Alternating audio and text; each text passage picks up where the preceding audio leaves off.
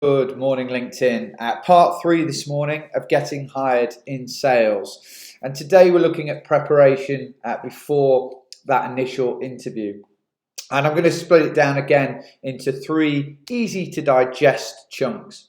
So the first thing, research that we need to do on the company and on the sector. So first of all, the company. Do you understand the ownership structure or the series funding that it's at, the stage where that organisation's at?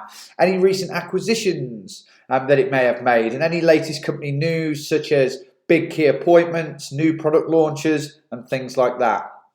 Secondly, the products. Some of the best salespeople that I've come across and ones that have had real success in nailing that job that they want have gone above and beyond understanding the product. They've signed up for an online demo, online obviously. They've called up the sales team and had a conversation with the internal team to see whether they can share any information with them or talk them through the product in a little bit more depth. So again, do as much as you can to understand the product set or some of the products that you're going to be responsible for selling.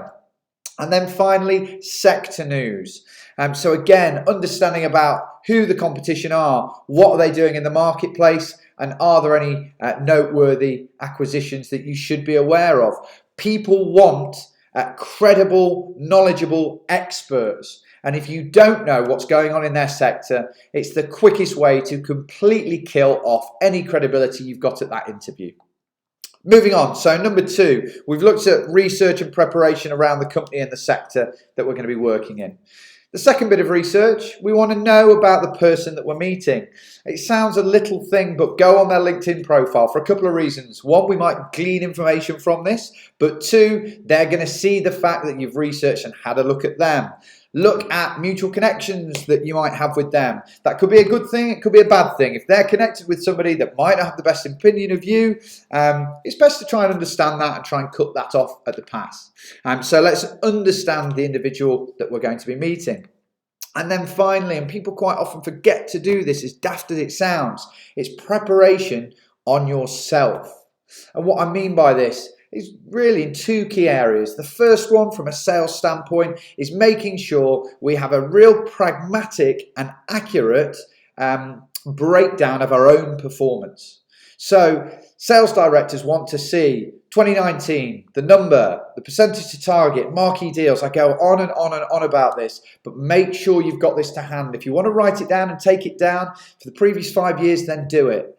Hiring managers and sales directors hate nothing more than a salesperson that says, oh yeah, I was about this, or I sort of did that, or it's a bit complicated how our targets work.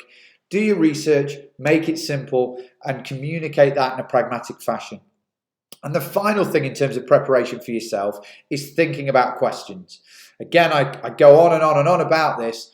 Questions, the questions that an individual asks at interview can often tell you more about them than the answers that they give to the questions that you ask them, because they know what you want to hear. So have a little think about some really well-crafted questions that you're going to ask them. Again, there's nothing worse in an interview if you sit down, you have a conversation for 40 minutes or an hour, and then the hiring manager says, so what questions have you got? And you sit there and look at him dumbfounded and say, no, not got any. This is your career. You've got to do your due diligence. You've got to qualify effectively.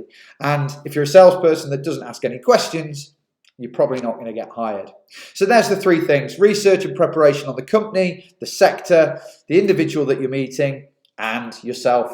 Hopefully that helps part 3. Next week, we're going to come on to the actual interview itself. Thanks very much.